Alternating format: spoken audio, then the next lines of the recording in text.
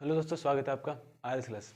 और हम लेकर आए हैं आज अपने सेकंड टेंस का पार्ट, यानी सिंपल प्रेजेंट टेंस जो हमने कर लिया था उसके बाद हम प्रेजेंट कंटिन्यूस को करने वाले हैं। देखिए, सिंपल प्रेजेंट टेंस में हम जो जनरली जो चीज़ें करते हैं, जो होती आ रही है, जिसे हम चेंज नहीं कर सकते, जैसे आदतें होती हैं, कुछ हमारे गुण होते हैं, कुछ हमारे संस्कार होते हैं, कुछ हमारे इमोशंस होते हैं, कुछ जनरली जो जनरल सेंटेंस जो हम बोलते हैं वो उसी के अंदर आते हैं।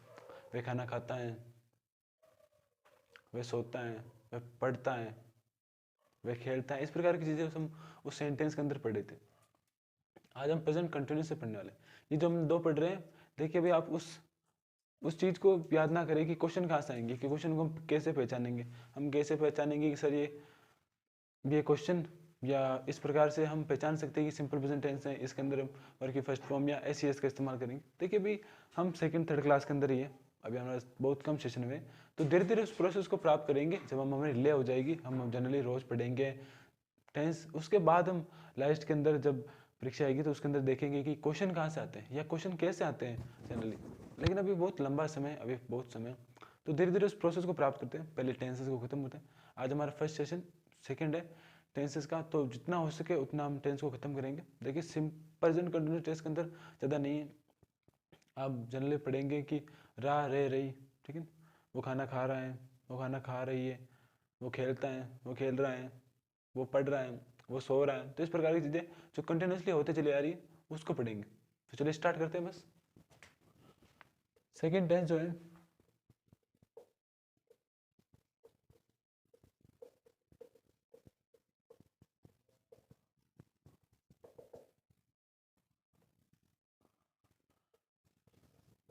प्रेजेंट कंटिन्यूस टेंस, तो इसके अंदर आप तीन चीज़ें लिख रहे, रही है, रहे हैं, और बस।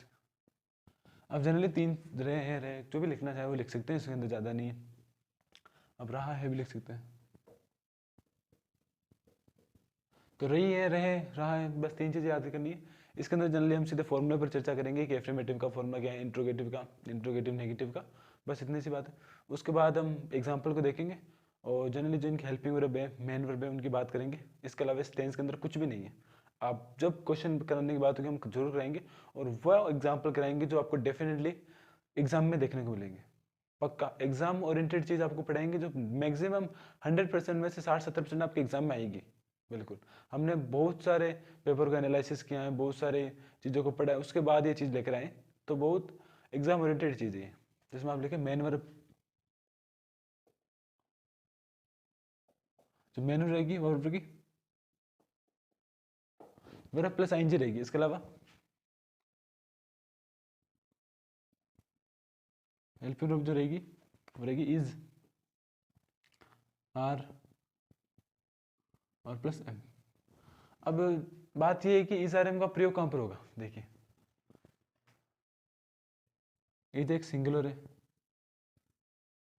इसका प्रयोग ही, शी, इट, दिस कह सकते हैं, दैट कह सकते हैं, और प्रॉपर नाउन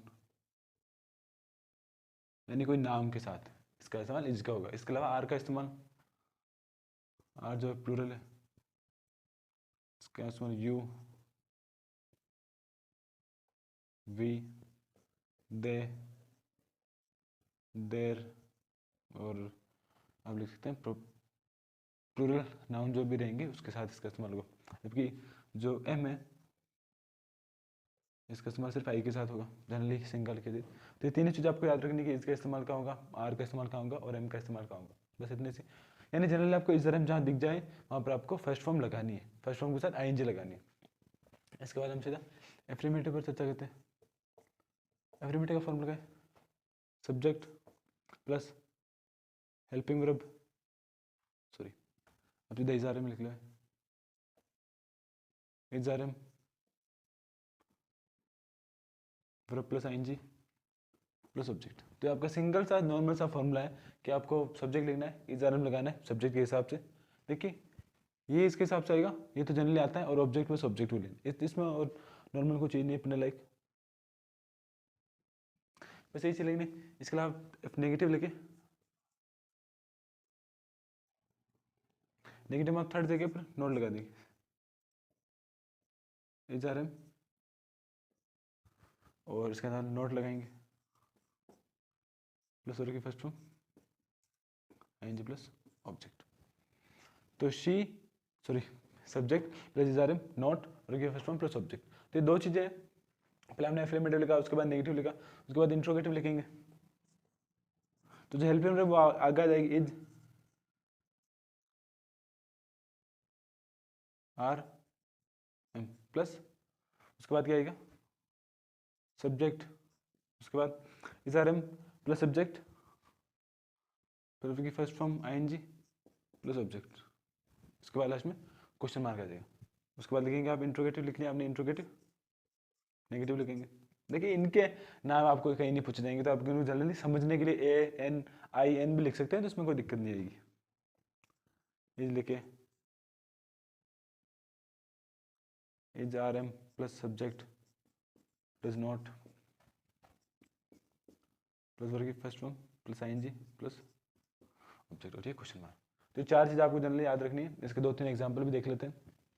तो पहले आपने हेल्पिंग मेन वर्ब वर्ब की first form plus ING, main helping verb is are am है, इज का इस्तेमाल कहाँ पर होगा, यहाँ पर he she it this that proper noun के साथ, और आर का इस्तेमाल प्लूरल जो रहेंगे सब्जेक्ट उनके साथ वी यू दे जो भी रहेंगे। उसके बाद आई एम का इस्तेमाल होगा, जनरली सिर्फ आई के लिए इस्तेमाल होगा। तो ये तीन चार चीज़ें आपने पढ़ ली है।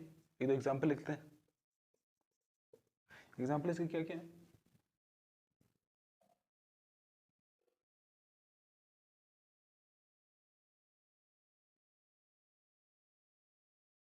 तो अब लिखेंगे इनके एग्जाम्पल।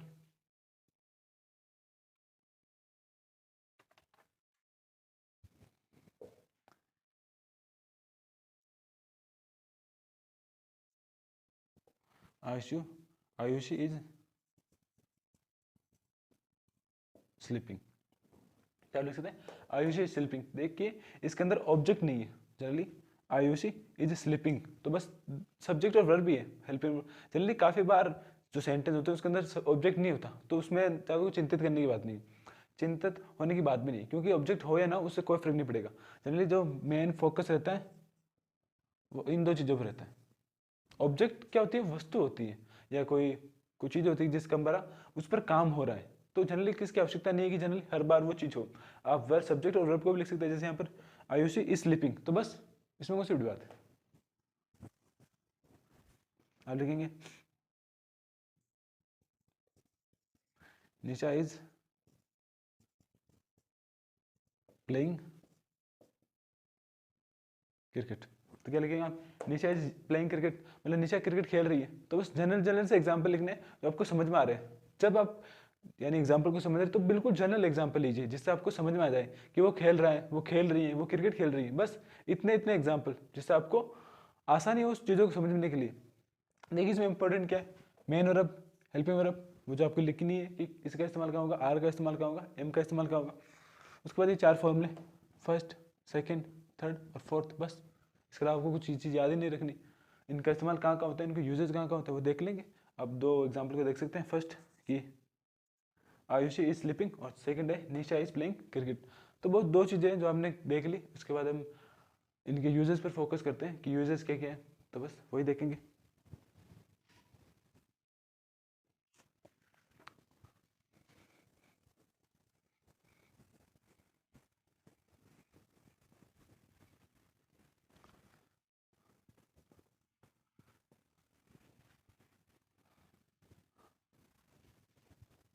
तो इनके यूजेस पर फोकस करते हैं।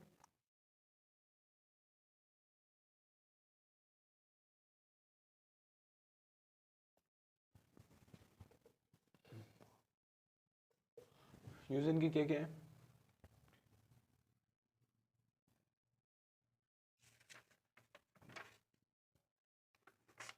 ठीक है जनरल से एग्जाम्पल है इसका,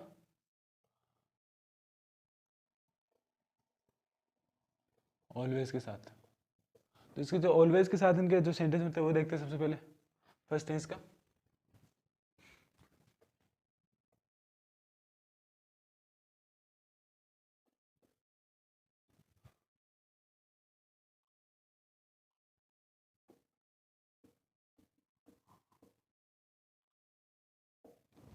देखिए, जब हमने पहले एग्जाम्पल देखा था कि वो निशा क्रिकेट खेलती है, लेकिन वो जनरल एग्जाम्पल था कि वो खेल रही है, खेलती होगी, यानी एक दो दिन खेलती होगी, लेकिन he is always playing cricket, यानी उसकी आदत है, या कह सकते हैं उसे अच्छा लगता है। जो अच्छी अच्छी आदतें गिनी जाती है वो ऑलवेज प्लेइंग क्रिकेट, यानी वो हमेशा क्रिकेट खेलता है। ये अच्छी आदतों में से एक है, तो इसका इस्तेमाल ऑलवेज के साथ होगा। ठीक है, तो आपको समझने लायक बात है कि ऑलवेज के साथ आईएनजी का इस्तेमाल होगा।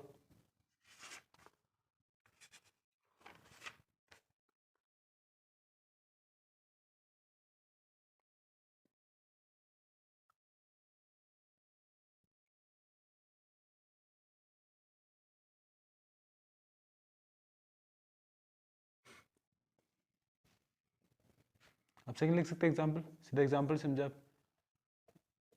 दूसरा, दे आर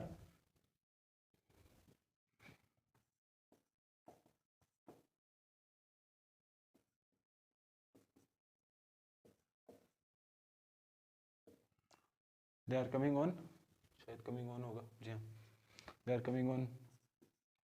आप जनरली देख सकते हैं कि they are coming on next Sunday. तो हमने कहा था कि जो आर का इस्तेमाल प्लूरल के लिए होगा वो प्लूरल के लिए हो रहा है यहाँ पर, और कमिंग की जो आईएनजी फॉर्म है वो आ रही है, इसके अलावा ऑन नेक्स्ट संडे। तो ये किया है,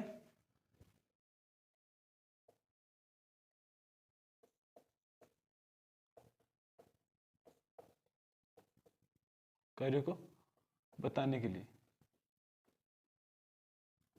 यानी भविष्य में जो कार्य होने वाले हैं या हमारी जो प्लानिंग है उस कार्य को बताने के लिए भी हम जनरली जो प्रेजेंट कंटिन्यूस टेंस का इस्तेमाल करते हैं। तो ये दो टेंस है, इनके दो यूजेस हैं, कुछ खास नहीं है इसके अंदर, बस हमें इज आर एम से समझ में आ जाएगा। जहाँ पर इज आर एम यहाँ पर लिखा होगा, हम जनरली वहाँ पर वर्ब की आईएनजी फॉर्म का इस्तेमाल करेंगे। तो सेकंड टेंस कंप्लीट है, थर्ड पर चलते हैं।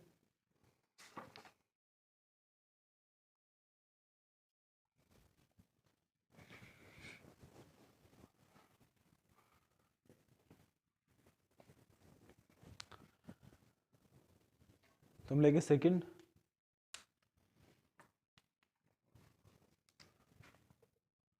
थर्ड जो रहेगा वो रहेगा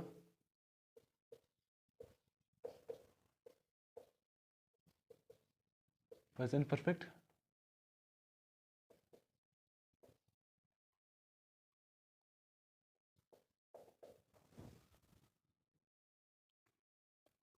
तो प्रेजेंट परफेक्ट टेंस इसके अंदर क्या रहेगी आपकी,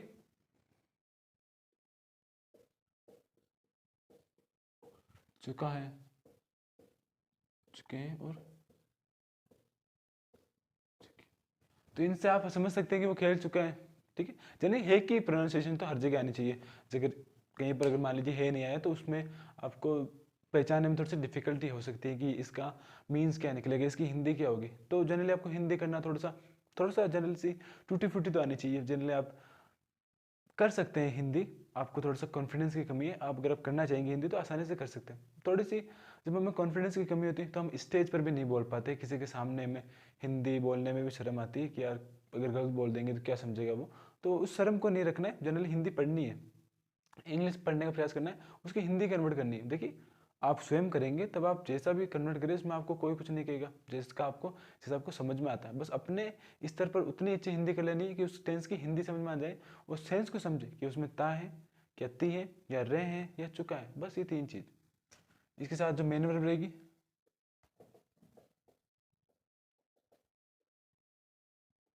वर्ब की थर्ड फॉर्म रहेगी इसके साथ, समझ में आया? और हेल्पिंग वर्ब जो रहेगी,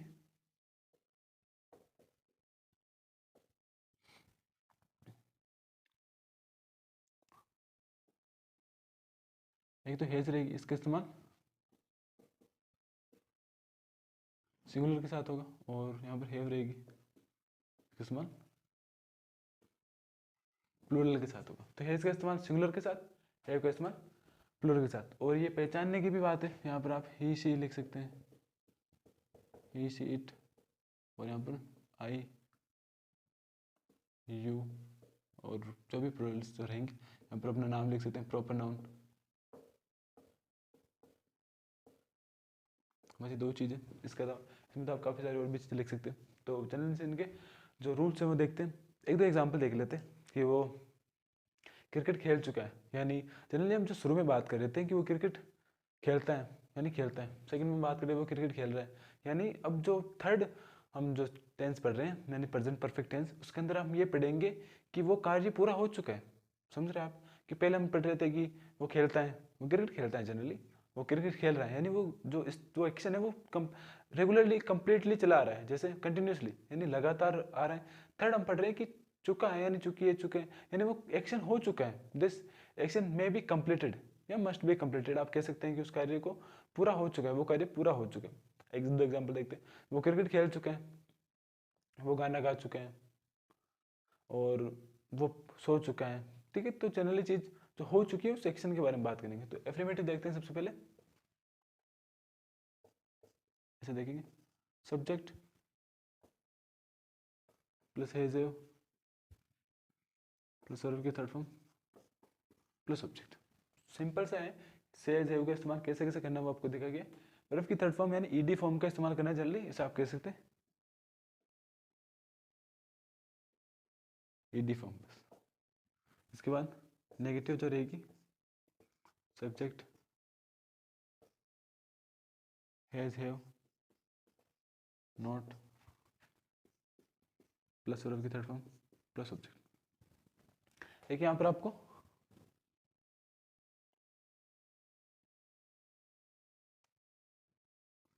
तो यहाँ पर आपको वो पुराना वाला कंसेप्ट नहीं लगाना कि यहाँ पर नोट के साथ पर की फर्स्ट फॉर्म लगेगी, क्योंकि वहाँ पर हेल्पिंग फ्रॉम लगभग काफ़ी बार अलग आती है। लेकिन यहाँ पर हैज़ और हैव जब भी आएगा तो आपको थर्ड फॉर्म ही लगानी है। यानी जनरली आप पहचान भी कह सकते हैं कि आप पहचान कैसे करेंगे, कि जहाँ पर आप लिख सकते हैं हिंदी के अंदर कि आप प्रेजेंट परफेक्ट की पहचान कैसे करेंगे, कि जहाँ पर भी आपको हैज़ हैव मिले यानी वहाँ पर आपको थर्ड फॉर्म पक्का लगानी है। और किसी एक्शन को, किसी सेंटेंस को पढ़ने के बाद ये लगे कि ये this work must be happening, हो चुका है यानी खत्म हो चुका है, तो उसमें आप चलिए ईडी फॉर्म का इस्तेमाल कर सकते हैं। इंट्रोगेटिव क्या रहेगी, वो रहेगी हैज़ हैव आगे लेंगे आप, उसके बाद लिखेंगे सब्जेक्ट प्लस की थर्ड फॉर्म प्लस ऑब्जेक्ट और क्वेश्चन मार्क। इंट्रोगेटिव नेगेटिव लिखने का प्रयास करेंगे। Has have plus subject plus not plus की थर्ड फॉर्म प्लस ऑब्जेक्ट और क्वेश्चन मार्क। तो ये चार जो आपको सेंटेंस है वो याद रखने। किसी भी टेंस के अंदर आपको जनरली चारों सेंटेंस याद रखने होते हैं, उसकी हेल्पर वर्ब याद रखनी होती है, उसकी मेन वर्ब याद रखनी होती है। उसके अलावा जब कुछ करने की आवश्यकता नहीं आती आपको, बहुत ईजी चीज़ें। आप जैसे जैसे एग्जाम्पल करते चले जाएंगे, जब आपको एग्जाम्पल कराएंगे तो बहुत ईजी चीज़। शुरू में दो टेंस पढ़े थे हमने, प्रेजेंट कंटिन्यूस और सिंपल प्रेजेंट टेंस, उनके यूजेस भी आपको काफ़ी ज़्यादा देखने को मिलते हैं।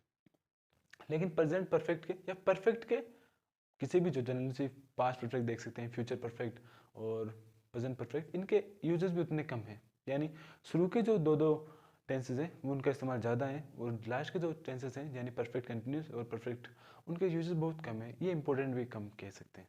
तो इनके एग्जाम्पल देखते हैं। I have read a novel, यानी I have read a novel यानी वे किताब यानी वो नॉवल पढ़ चुका है। जनरल सा एग्जाम्पल है। सेकंड सुने आप,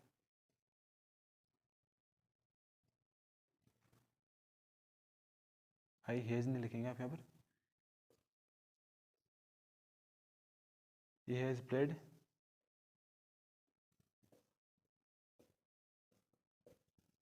तो आप लिख सकते हैं ही हैज प्लेड क्रिकेट, यानी वो क्रिकेट खेल चुका है। यानी ही के हिसाब से यहाँ पर ही आया, लिखेंगे हैज, उसके बाद प्लेड क्रिकेट, यानी प्लेड जो प्ले जनरल सी फॉर्म है, ठीक है, यानी प्लेज भी लिख सकते हैं फर्स्ट फॉर्म के हिसाब से, यानी ऐसी है जो सिंपल प्रेजेंट टेंस में काम आता है। उसके बाद प्लेइंग लिखेंगे आप कंटिन्यूस के हिसाब से, और यहाँ पर प्लेड लिखेंगे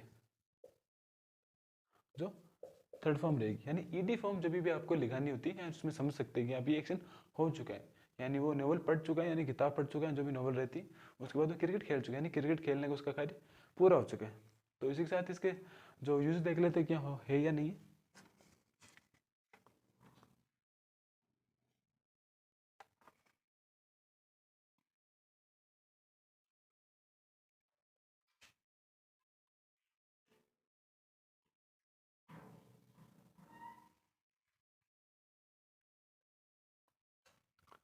तो इसका एकमात्र यूजेस है वो देख लेते हैं, इन सभी को मिटा देते पहले।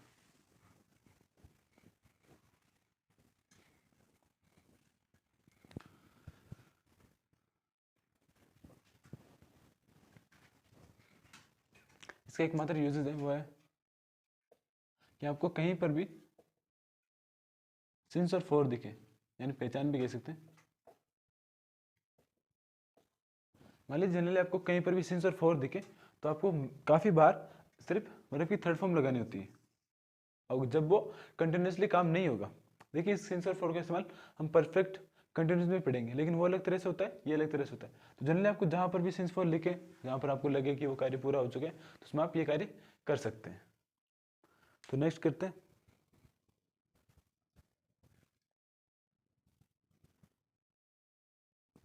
तो हम लास्ट एंड फाइनल जो टेंस पढ़ने वाले वो रहेगा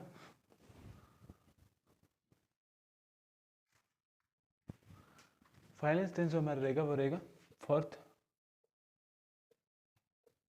प्रेजेंट परफेक्ट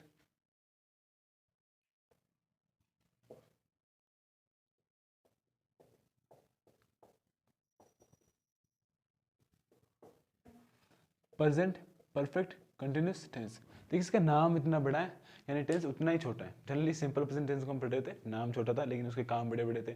काफ़ी बड़ा स्तर का जो ये था टेंस, बहुत लंबे समय तक चला था एक ही क्लास के अंदर।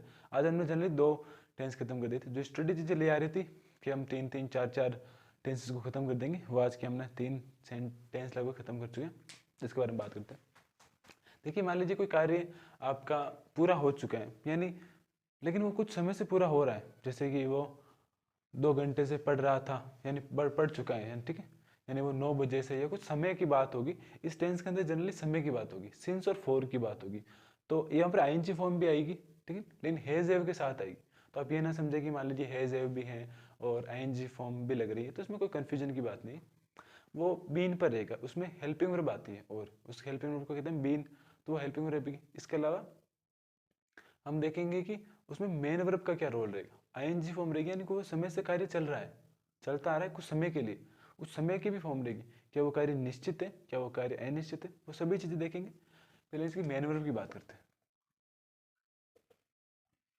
थोड़ा ऊपर लिखते हैं। मेन वर्ब जो रहेगी वो रहेगी first form verb plus ING, तो इसकी मेन वर्ब है। इसके अलावा हेल्पिंग वर्ब जो रहेगी वो लिखेंगे हम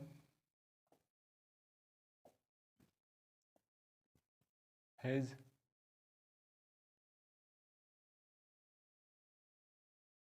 बीन और हैव बीन। तो आपने पिछली क्लास देखी होगी, तो आपको पता होगा कि हैज हैव का, इस क्लास में हमने पहले ही हैज हैव का इस्तेमाल बता दिया, तो भी लिख लेगा यहाँ पर हैज का इस्तेमाल सिंगुलर के लिए और हैव का इस्तेमाल प्लूरल के लिए। देखिए मैं जनरली काफ़ी बार आर को ऐसे लिख देता हूँ, आप इसे थोड़ा सा गलत ना माने, ऐसे लिखते हैं आर को, लेकिन मैं ऐसे लिख सकते हैं। तो सिंगुलर और प्लूरल 2 चीज़ें, इसमें हैव का इस्तेमाल सिंगुलर के लिए और हैव का इस्तेमाल प्लूरल के लिए करेंगे हम। तो इसके जो है सेंटेंस को देखते हैं। सबसे पहले काफ़ी बड़े सेंटेंस रहेंगे। एफर्मेटिव जो रहेगा सब्जेक्ट रहेगा, उसके बाद has have been verb plus ING plus object, उसके बाद सिंस और फॉर। अब सिंस और फॉर भी कहाँ आएगा, आप यहाँ पे लिखें कि सिंस जो रहेगा वो रहेगा पॉइंट ऑफ टाइम और रहेगा फॉर रहेगा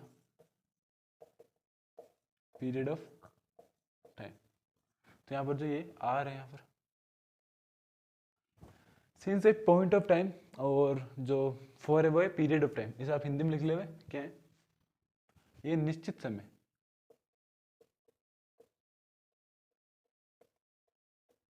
अब एग्जाम्पल में और भी क्लियर करेंगे, ये रहेगा अनिश्चित समय।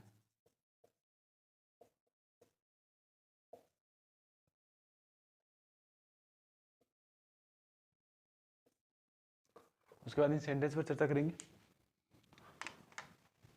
चलिए आप देख सकते हैं subject has have been verb की फर्स्ट आईएनजी और उसके बाद ऑब्जेक्ट और सिंस और फॉर। तो ये 2 चीज़ रहेगी, सिंस और फॉर, इसलिए इस्तेमाल हमने सिंस पॉइंट ऑफ टाइम के लिए फॉर पीरियड ऑफ टाइम के लिए। उसके बाद लिखेंगे नेगेटिव सब्जेक्ट, उसके बाद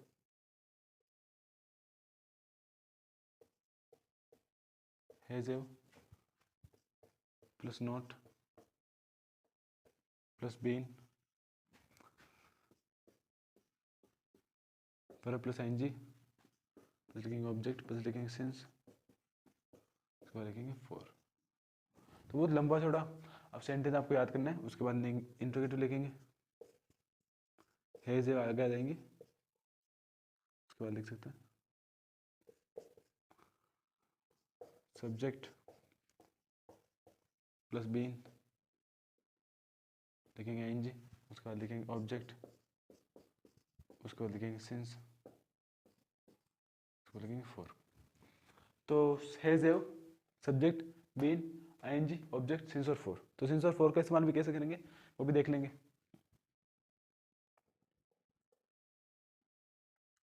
उसके बाद इंट्रोगेटिव नेगेटिव और एक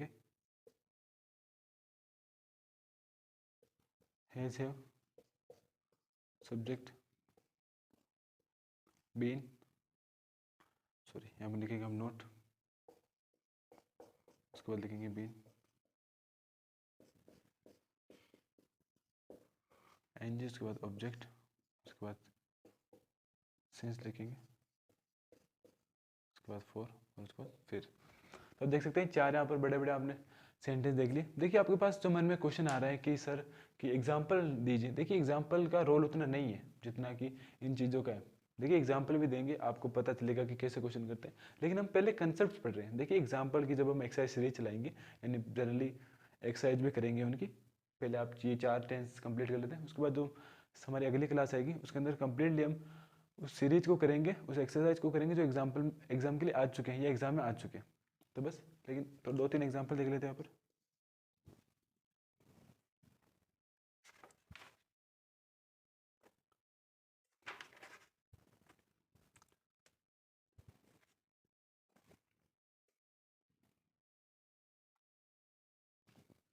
आप देख सकते हैं I have been watching TV for 2 hours. देखिए आप यहाँ पर जो 2 घंटे देख रहे हैं वो अनिश्चित समय है। कैसे अनिश्चित समय कि वो 2 घंटे कोई भी हो सकते हैं। देखिए लगभग 1 से 24 घंटे होते हैं, 24 घंटे होते हैं दिन के अंदर, यानी उन 24 घंटों में से 2 घंटे कोई से भी हो सकते हैं जहाँ पर मैं टीवी देख रहा था। यानी I have been watching TV for 2 hours. देखिए वो 2 आवर कोई भी हो सकते हैं, इसलिए वो अनिश्चित है। यानी हम उनको निश्चित नहीं कर सकते, उनके पीरियड है, वो जस्ट एक समय वहाँ पर वो जो काम हुआ था, लेकिन निश्चित समय नहीं है। जैसे 2 घंटे होते हैं, मान लीजिए मॉर्निंग के होते हैं, इवनिंग के होते हैं या नाइट के होते हैं, तो हम कुछ कहते हैं, लेकिन यहाँ पर एक समय अवधि की बात हो रही है और समय अवधि के लिए हम फॉर का इस्तेमाल करते हैं। सेकंड लिखते हैं आई हैव बीन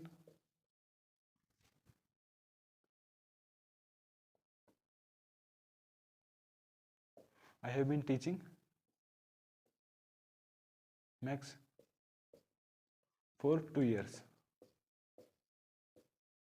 यानी इसमें आप लिखेंगे कि मैं पिछले 2 सालों से मैथ्स की कोचिंग करा रहा हूँ या मैथ्स पढ़ा रहा हूँ। लेकिन आप देखेंगे कि उसमें आप दो जो साल है वहाँ पर पीरियड ऑफ टाइम है। उस 2 साल को आप ये नहीं कह सकते कि कौन से 2 साल है, क्या वो बीत चुके हैं, क्या वो, देखिए आपने अब यहाँ पर मान लीजिए कि आपने 2000 से पढ़ाना शुरू किया और अब यहाँ पर 2022 चल रही है। इन 22 सालों में 2 साल कोई से भी हो सकते, कोई से भी। अभी के 2 साल की बात हो सकती है, पुराने जो 2 साल है उनकी भी बात हो सकती है। तो जो 2 साल है वो पीरियड ऑफ टाइम है, यानी पॉइंट ऑफ टाइम के लिए तो हम सिंस का इस्तेमाल करेंगे। और यहाँ पर 2 एग्जाम्पल मान सकते हैं और लिखेंगे भी आपको कि सिंस क्या होंगे, फॉर क्या होंगे। एक लास्ट एग्जाम्पल,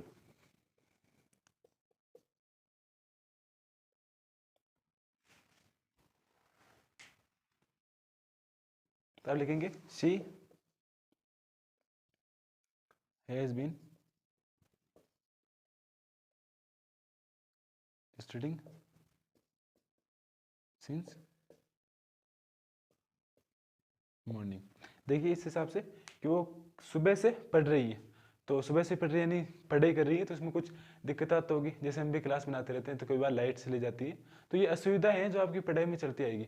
आप जनरली उनके लिए एक्सक्यूज नहीं दे सकते। काफ़ी बार ऐसा होता है कि जैसे लाइट जाती है, मैंने काफ़ी बच्चों को देखा है, जब मैं भी करता था स्टूडेंट, तो जैसे लाइट जाती है वो सो जाते हैं, ऐसा समझते हैं कि शायद लाइट जाने उनके लिए सौगात है। जैसे लाइट गई, बिस्तर पर चले गए, मम्मी मैं तो सो रहा हूँ, सुबह उठा देना जल्दी। ऐसा नहीं, देखिए आपको कुछ करना तो पड़ेगा, क्योंकि पढ़ाई जब हम करते हैं, कुछ अच्छा काम करते हैं, तो असुविधा तो बहुत सारी होती है। इतने कंफर्टेबल जोन में नहीं जाते। ऐसा नहीं कि आप अभी सर्दियों का समय है तो बिल्कुल रज़ाई कंबल लेकर एक जगह बैठ जाओ और फिर थोड़ी देर बाद पता चले कि आधे घंटे बाद कि हाँ तो फिर लेटो चंद हो गए। ऐसा नहीं, देखिए पढ़ाई करते वक्त उन कंफर्टेबलनेस को दूर रखें, आराम को दूर रखें, थोड़ा कि अपने टेबल पर बैठकर पढ़ाई करने का प्रयास करें, या जनरली थोड़ा ऐसा माहौल रखें जहाँ पर थोड़ी सी आपको सर्दी लगे। जितनी आपको सर्दी लगेगी आप सोएंगे नहीं। तो सिंस और फॉर की बात करते हैं कि सिंस और फॉर का इस्तेमाल कहाँ कहाँ होगा, इनको मिटा देते हैं। तो ये 3 एग्जाम्पल काफ़ी समझने के लिए बस सिंस और फॉर के।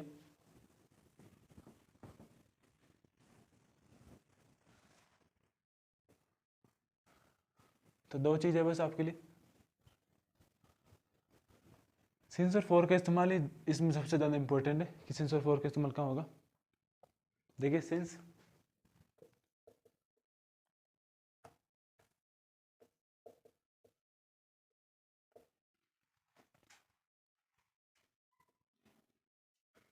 सिंस 3 o'clock, उसके बाद लिखेंगे आप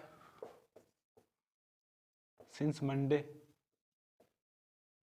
कोई भी डे का नाम हो सकता है, उसके अंदर आप Sunday, Monday, Tuesday, Thursday, Friday कोई से भी लिख सकते हैं। उसके अलावा सिंस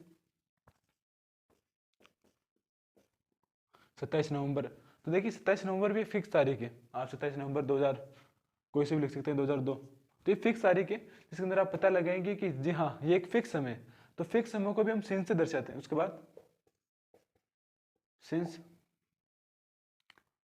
2022, या कोई समय भी हो, मान लीजिए कोई ईयर है कि अब उस साल में पढ़ाना स्टार्ट किया था, तो वो ईयर कौन सा है, वो 2022 है, इसमें आप जनरली सिंस का इस्तेमाल करेंगे।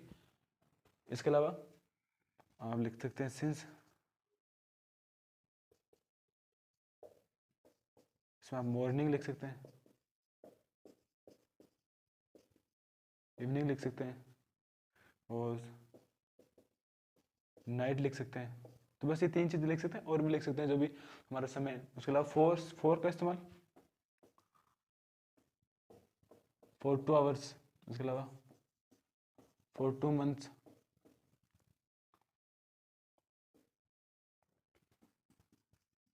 For 1 week.